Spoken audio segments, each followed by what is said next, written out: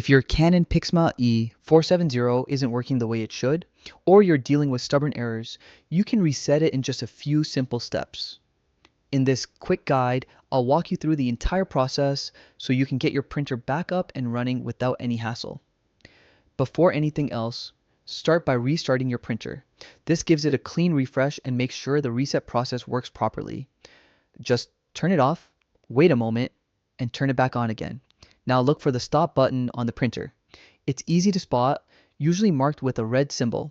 Once you find it, press and hold the stop button for about 20 seconds. Keep holding it down the whole time.